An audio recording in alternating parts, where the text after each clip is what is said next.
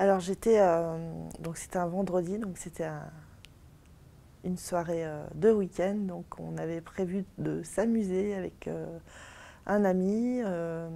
On est allé donc ce soir-là au Bataclan pour voir le groupe Eagles of Death Metal. Moi je me souviens, enfin je suis une habituée du Bataclan, donc j'avais mes petites places fétiches qui étaient déjà prises, donc on a décidé d'aller au balcon. Et puis au bout d'un moment, on a entendu ce qu'on pensait être des pétards. Donc il y a eu un moment vraiment où on n'était vraiment pas dans la réalité. Enfin, pour le coup, on croyait que c'était une blague ou alors que ça faisait partie du show. Parce qu'on entendait les pétards à travers les enceintes. Et il s'est avéré que donc je voyais la fosse, je voyais les gens tomber les uns après les autres. Mais mon cerveau ne réalisais pas du tout. Enfin, je n'avais pas d'émotion en fait. J'étais dans un état dissociatif. Ça, je l'ai appris après. À un moment, il y a un monsieur qui est venu pour nous dire bah, il faut partir là, il faut partir. On est parti, mais on n'a pas pu s'échapper tout de suite. En fait, on était bloqué dans une cage d'escalier. On voulait descendre par le passage Amelot, sauf qu'il y avait tellement de monde, ça bougeait pas, ça descendait pas. Et on est resté dans cette cage d'escalier, je ne sais même pas combien de temps, puis jusqu'à un moment où il y a eu des mouvements de foule, donc on était un peu pris entre deux mouvements de foule, et puis on a fini par sortir quand les tirs se sont arrêtés dans la rue. Moi je me souviens avoir couru comme j'ai jamais couru de ma vie, vraiment. Je me suis pas retournée. Et dans la panique, je me suis trompée. J'étais complètement désorientée et je me suis retrouvée devant le Bataclan Café. Et dans la panique encore, j'ai trébuché sur un corps.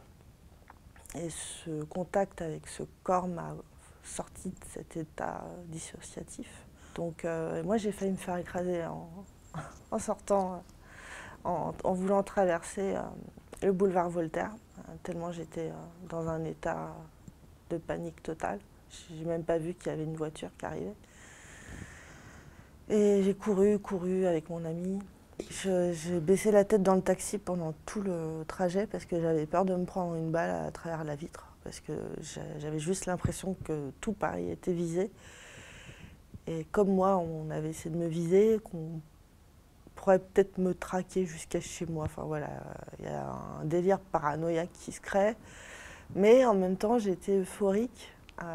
Il y a eu un côté vraiment euphorique où les gens m'appelaient parce qu'ils s'étaient inquiétés forcément. Ils étaient en larmes au téléphone, il a fallu que je les rassure. Mais moi j'étais euphorique, c'est super, je suis en vie, je suis même pas blessée. On peut avoir un stade euphorique. Donc moi je l'ai eu dans le taxi, après on est rentré chez nous et puis moi dans ma tête j'avais rien, c'était juste une mauvaise soirée quoi. Mais en fait je ne me rendais même pas compte de la gravité de ce qui s'était passé. Et pourtant j'avais vu des choses, je les avais vues, mais mon cerveau, je pense que mon cerveau m'a protégée et c'est pour ça que il y a un côté euphorique où on se dit c'est super, je suis pas morte, je suis pas blessée. Puis il y a un autre côté, c'est bizarre parce que je vais pas très bien non plus quoi. Et au bout d'un moment, on a compris qu'il fallait faire quelque chose. Donc on a appelé un numéro qu'on a vu à la télé. Et c'est là qu'on nous a dit bah oui, il faut aller à l'hôpital pour être pris en charge. Le souci, c'est que j'ai compris que je m'en sortirais pas comme ça. Mais je pensais que ça me prendrait quelques semaines pour me reconstruire. Qu'après, tout irait mieux. Et j'avais toujours cet espoir que ça aille mieux. Et il y a un moment où, à force de se battre et de se dire ça va aller, bah, il y a un moment où ça va plus du tout, quoi. Et ce moment-là, quand on sort de la phase du déni, où on se rend compte à quel point on est blessé dans la tête. Là, c'est dur parce que donc on sort du déni, on se rend compte des dégâts. Mais en fait, effectivement, c'est un mal pour un bien parce que la prise de conscience fait que on demande de l'aide. Moi, je me suis toujours sentie beaucoup plus libre en dessin que quand je m'exprime oralement. Effectivement, les mots limitent. Et du coup, j'ai commencé à dessiner des petites scènes voilà, sur mon quotidien, ma nouvelle vie. Voilà comment ça se passe depuis que je suis sortie de ce Bataclan. Et du coup, mes amis rescapés ont adoré mes dessins. Ils m'ont dit que c'était vraiment utile. Et c'est là que j'ai eu l'idée d'en faire un livre. Une sorte de bande dessinée, même s'il n'y a pas de cases, qui s'appelle Les Chroniques d'une survivante, où j'explique ma reconstruction, même tout ce qui se passe après le 13 novembre, des situations complètement buesques, avec mon médecin, avec mon psychiatre, avec les gens dans la rue. Il faut essayer de prendre un peu de recul, essayer de rire des situations qu'on vit au quotidien, parce qu'il y a parfois des choses quand même assez rigolotes, du genre, on m'a déjà dit, allez, tu vas pas te laisser abattre.